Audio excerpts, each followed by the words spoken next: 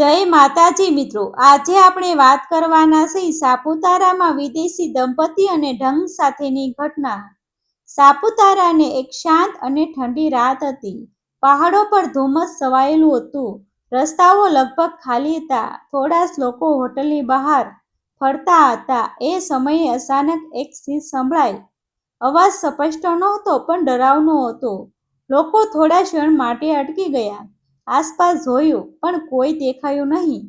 થોડા સમય પછી બધું ફરી શાંત થઈ ગયું, જાણે કશું બન્યું જ નથી। પણ એ રાત સાપુતારાને એક એવી ઘટના બની જે પછી ઘણા દિવસો સુધી લોકોના મનમાં ડર રહી ગયો।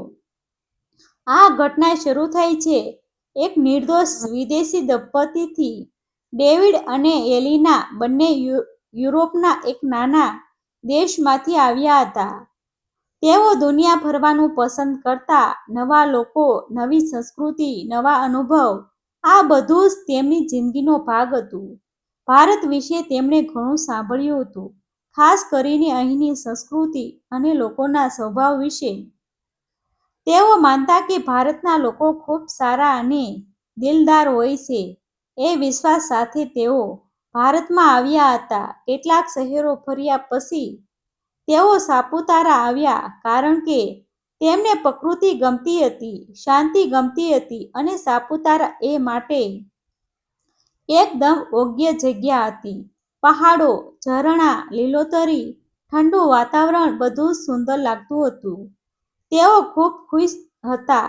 દરેક જગ્યાએ ફોટા પાડતા, વિડીયો બનાવતા, પોતાના દેશના લોકો સાથે શેર કરતા। તેમને લાગતું કે આ તેમની જિંદગીનો સૌથી સારો ટ્રીપ છે। સાપુતારામાં તેઓ એક સારા હોટલમાં રોકાયા। હોટલના સ્ટાફ પણ સારા હતા। તેઓને ગાઈડની જરૂર હતી, કારણ કે તેઓ બધું પોતે શોધી શકતા નહોતા। એ સમયે તેમની મુલાકાત થઈ એક માણસ સાથે। તેનું નામ હતું રાજેશ। તે પોતે ગાઈડ તરીકે ઓળખાતો। સામાન્ય દેખાવ, સરળ ભાષા અને ખૂબ મીઠી વાતો। તેણે ડેવિડ અને એલિનાને પૂછ્યું કે તેમને કોઈ મદદ જોઈએ છે કે નહીં। શરૂઆતમાં તેઓ થોડા સંકોચાયા, કારણ કે અજાણ્યા વ્યક્તિ પર વિશ્વાસ કરવો સહેલો નહોતું। પણ રાજેશનો સ્વભાવ એટલો મીઠો હતો કે ધીમે ધીમે તેઓ તેનો વિશ્વાસ કરવા લાગ્યા। રાજેશે તેમને થોડા સારા સ્થળો બતાવ્યા, ઓછા ખર્ચે સારી વ્યવસ્થા કરી। તેમને લાગ્યું કે આ માણસ ખરેખર સારો છે અને તેમની મદદ કરવા માંગે છે। એક દિવસ રાજેશે તેમને એક સુંદર વ્યૂ પોઈન્ટ બતાવ્યો, ત્યાંથી આખું સાપુતારા દેખાતું હતું। ડેવિડ અને એલિના ખૂબ ખુશ થયા। તેમણે રાજેશનો આભાર માન્યો। રાજેશે સ્મિત કર્યું અને કહ્યું કે હજુ તો ઘણી સુંદર જગ્યાઓ બાકી છે। આ તો માત્ર શરૂઆત છે। આ તો વાત સાંભળીને બધું ઉત્સાહિત થયા। દિવસો પસાર થતા ગયા અને રાજેશ સાથે તેમનો સંબંધ મજબૂત બનતો ગયો। તેઓ રાજેશ સાથે ખાવા જતા, વાતો કરતા, પોતાના દેશ વિશે જણાવતા। રાજેશ પણ પોતાનો દુઃખદ જીવન કિસ્સો જણાવતો કે કેવી રીતે તે ગરીબ છે અને લોકોને મદદ કરીને પોતાનું જીવન ચલાવે છે। આ વાતોથી ડેવિડ અને એલિના તેના પર વધુ વિશ્વાસ કરવા લાગ્યા। પરંતુ આ બધાની વચ્ચે કેટલીક એવી ઘટનાઓ પણ બની રહી હતી તે થોડી શંકાસ્પદ હતી। એક દિવસ એલિનાએ જોયું કે રાજેશ કોઈને ફોન પર ધીમે અવાજમાં વાત કરી રહ્યો હતો। તે થોડો ગભરાયેલો લાગતો હતો। જ્યારે એલિનાએ પૂછ્યું તો તેણે વાત ટાળી દીધી અને કહ્યું કે કંઈ ખાસ નથી। એલિનાએ થોડું અજીબ લાગ્યું, પણ તેણે વધારે વિચાર્યું નહીં। રાજેશ વારંવાર તેમને કહેતો કે અહીંના કેટલાક લોકો વિશ્વાસ લાયક નથી અને તેઓએ સાવચેત રહેવું જોઈએ। આ વાત સાંભળીને ડેવિડ અને એલિનાએ વિચાર્યું કે રાજેશ તેમને બચાવવા માંગે છે, પણ હકીકતમાં તે ધીમે ધીમે તેમને બીજાથી દૂર કરી રહ્યો હતો। એક સાંજ રાજેશે કહ્યું કે તે તેમને એક એવી જગ્યા બતાવવા માંગે છે જ્યાં ખૂબ ઓછા લોકો જાય છે. એક ગુપ્ત ઝરણું છે જે ખૂબ સુંદર છે અને ત્યાંથી સૂર્યાસ્ત જોવો એ એક અદ્ભુત અનુભવ છે. આ વાત સાંભળીને બંને ખૂબ ઉત્સાહિત થયા. તેમને તરત જ હા પાડી. રાજેશે કહ્યું કે ત્યાં જવા માટે થોડું જંગલમાંથી પસાર થવું પડશે અને નેટવર્ક પણ નહીં મળે. પણ ડરાવાની જરૂર નથી, તે તેમની સાથે છે. ડેવિડ અને એલિનાએ તેના પર વિશ્વાસ કર્યો અને બીજા દિવસે જવાનું નક્કી કર્યું. બીજા દિવસે સાંજના સમયે તેઓ ત્રણેય ત્યાં જવા નીકળ્યા. શરૂઆતમાં રસ્તો સામાન્ય હતો, પણ ધીમે ધીમે રસ્તો સંકડો થતો ગયો. આસપાસ ઘન જંગલ હતો. ઝાડો ખૂબ ઊંચા હતા. સૂર્યાસ્તનો સમય નજીક હતો અને પ્રકાશ ઓછો થતો ગયો. થોડી વાર પછી તેમનો ફોન નેટવર્ક પણ ગયો. હવે તેઓ સંપૂર્ણપણે રાજેશ પર નિર્ભર હતા. ડેવિડને થોડું અજીબ લાગ્યું, પણ તેણે કંઈ કહ્યું નહીં. એલિનાએ પણ અંદરથી થોડો ડર લાગતો હતો, પણ તેને વિશ્વાસ રાખ્યો. થોડા સમય પછી તેઓ એકાદ જગ્યા પર પહોંચ્યા. ત્યાં ખરેખર એક સુંદર ઝરણું હતું, પણ આસપાસ કોઈ માણસ નહોતો. સંપૂર્ણ શાંતિ હતી. હવામાં અજીબ ઠંડક હતી. ડેવિડ અને એલિનાએ જગ્યા જોઈને ખુશ થયા, પણ એમની અંદર એક અજાણ્યો ડર પણ હતો. એ સમયે રાજેશનો સ્વભાવ અચાનક બદલાઈ ગયો. તે હવે હસતો નહોતો. તેની આંખોમાં કડકપણું હતું. તેણે ધીમે અવાજમાં કહ્યું કે હવે જે હું કહું તે જ કરશો. ડેવિડ અને એલિના ચોંકી ગયા. તેમને સમજાયું નહીં કે શું થઈ રહ્યું છે. રાજેશે અચાનક તેમના હાથમાંથી ફોન ખેંચી લીધો અને તેમની બેગ પણ લઈ લીધી. ડેવિડે વિરોધ કરવાનો પ્રયત્ન કર્યો, પણ રાજેશે તેને ધક્કો મારી દીધો. એલિના ડરી ગઈ. તે ચીસ પાડવા લાગી, પણ આસપાસ કોઈ નહોતું. રાજેશે કડક અવાજમાં કહ્યું કે ચૂપ રહો, અહીં તો ખરાબ થશે. હવે તે ગાઈડ નહોતો, એક ઢંગ હતો, એક ખતરનાક માણસ. ડેવિડ અને એલિના હવે સંપૂર્ણપણે તેના જાળમાં ફસાઈ ગયા હતા. સૂર્ય હવે પૂરો ડૂબી ગયો હતો. અંધારું છવાઈ ગયું હતું. જંગલ વધુ ભયાનક લાગતું હતું. જંગલમાં પવનનો અવાજ આવતો હતો. ઝાડોના પાન હલતા હતા. વાતાવરણ ભયાનક લાગતું હતું. ડેવિડ અને એલિના બંને ખૂબ ડરી ગયા હતા. તેમના ફોન, પૈસા અને પાસપોર્ટ રાજેશ પાસે હતા. હવે તેઓ સંપૂર્ણપણે તેની દયા પર હતા. રાજેશ હવે પોતાના સાચા રૂપમાં આવી ગયો હતો. તેણે કડક અવાજમાં કહ્યું કે તેઓએ શાંતિથી તેની વાત માનવી પડશે, નહીં તો પરિણામ ખરાબ આવશે. ડેવિડે શાંતિથી વાત કરવાની કોશિશ કરી.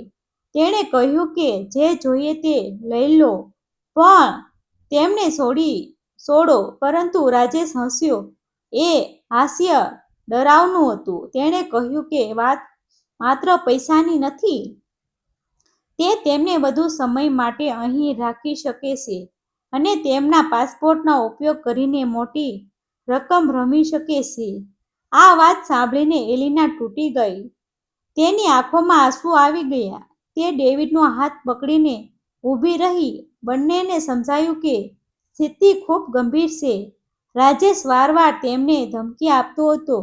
તે કહેતો કે જો તેઓ ભાગવાનો પ્રયાસ કરશે તો તેમને જંગલમાં કોઈ શોધી પણ નહીં શકે. આ વાતો સાંભળીને બંનેનું મનોબળ તૂટી રહ્યું હતું. પરંતુ આ બધાની વચ્ચે એલિનાએ હિંમત રાખી.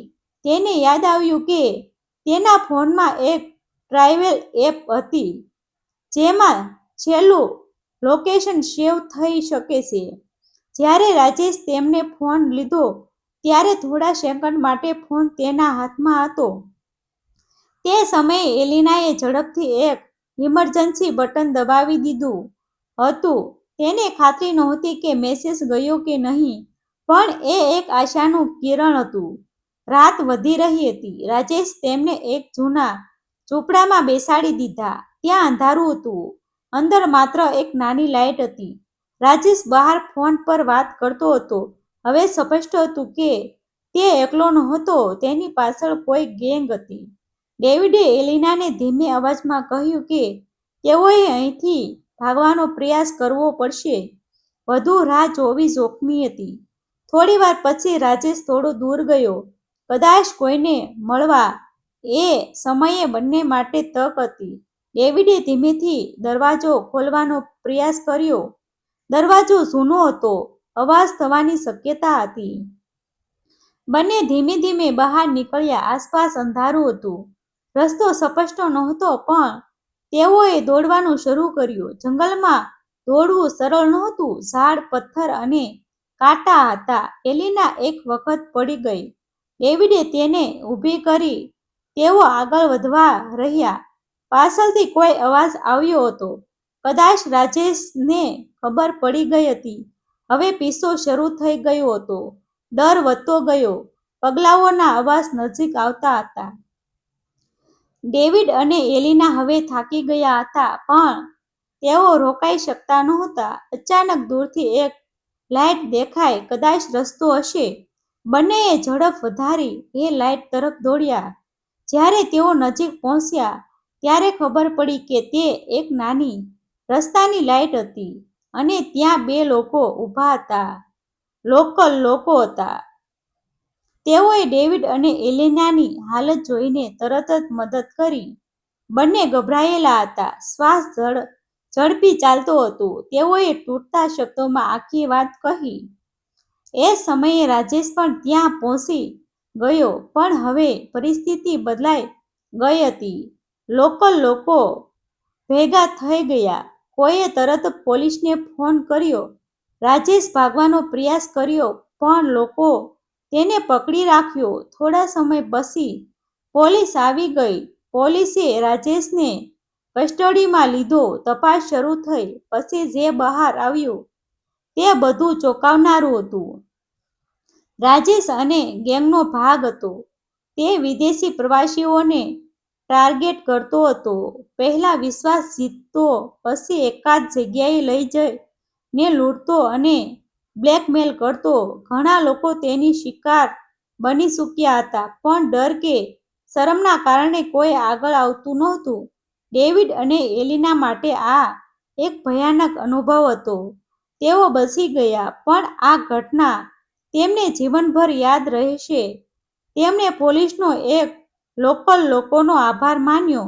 તેમને સમજાયું કે દરેક માણસ ખરાબ નથી, પણ અંધવિશ્વાસ કરવો પણ યોગ્ય નથી. થોડા દિવસ પછી તેઓ પોતાના દેશમાં પાછા ગયા, પરંતુ જતા પહેલા તેમણે એક વિડિયો બનાવ્યો, જેમાં તેમણે પોતાની આખી ઘટના શેર કરી અને અન્ય પ્રવાસીઓને ચેતવણી આપી કે જ્યાં પણ જાઓ, સાવચેત રહો. અજાણ્યા લોકો પર પરત વિશ્વાસ ન કરો. આ ઘટના આપણને એક મોટો સંદેશ આપે છે. વિશ્વાસ કરો, પરંતુ સમજદારીથી, કારણ કે દુનિયામાં સારા લોકો પણ છે અને ખરાબ લોકો પણ. એક નાની ભૂલ આખી જિંદગી બદલી શકે છે. સૌથી ચોંકાવનારી વાત એ હતી કે રાજેશ એકલો નહોતો. તેની ગેંગના બીજા સભ્યો હજુ પણ બહાર હતા અને કદાચ આજે કોઈ નિર્દોષ માણસને ફસાવવાનો પ્રયાસ કરી રહ્યા છે.